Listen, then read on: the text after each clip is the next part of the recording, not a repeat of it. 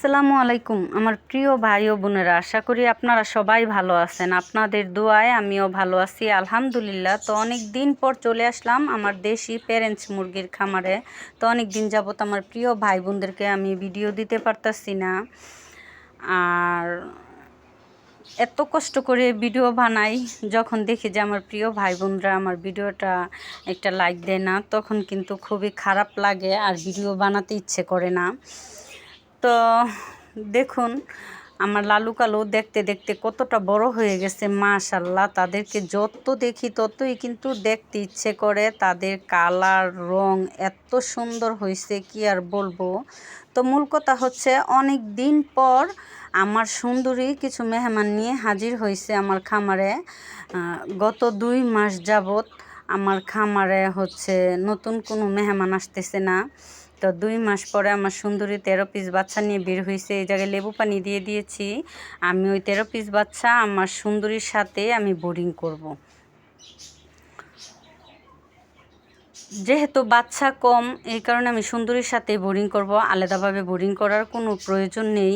আর এদিকে দেখুন আমি আপনাদেরকে দেখিয়েছিলাম যে আমার খামারে অবশিষ্ট মুরগির বাচ্চা, এই মুরগির বাচ্চাগুলোর পরে কিন্তু আমার খামারে এই প্রথম সুন্দরী 13 পিস বাচ্চা নিয়ে বের হয়েছে। এই 2 মাসের ভিতরে আর কোনো বাচ্চা বের হয় নাই।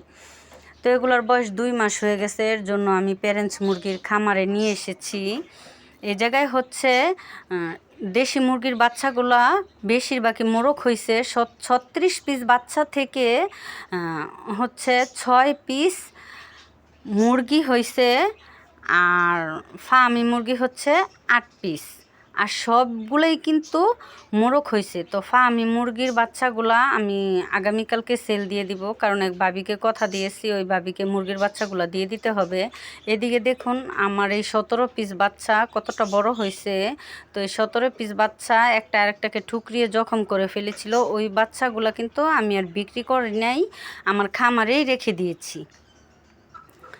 তো দেখুন সুন্দরী কিভাবে লাজুক হয়ে আছে, তার বাচ্চাগুলা নিয়ে বসে আছে। তো বাচ্চাগুলা কিন্তু বেশিরভাগই গলা শিলা বাচ্চা হয়েছে।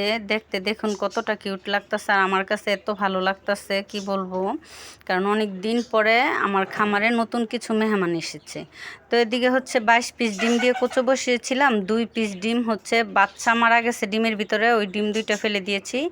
আর 7 পিস ডিমের ভিতরে হচ্ছে বাচ্চা ফুটে নাই। তো এই 7 পিস ডিম আমি আমার রাজরানীর নিচে দিয়ে দিব, কারণ রাজরানীকে হচ্ছে হাঁসের ডিম দিয়ে 10টা হাঁসের ডিম দিয়ে কুচো বসিয়েছি।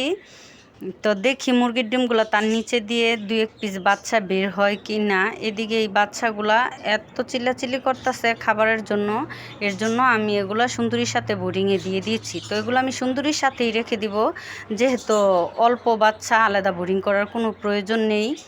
তো আমরা চাইলে কিন্তু একটা মুরগি দিয়েও খামার করতে পারি, আর একটা মুরগি দিয়ে খামার বড় করা সম্ভব যদি মনে সৎ ইচ্ছা থাকে, ধৈর্য শক্তি থাকে। তো দেখুন আস্তে আস্তে কিন্তু আমার খামারটা বড় হয়ে যাচ্ছে। ভিডিওটা ভালো লেগে থাকলে একটা লাইক দিয়ে যাবেন। আর যে পর্যন্ত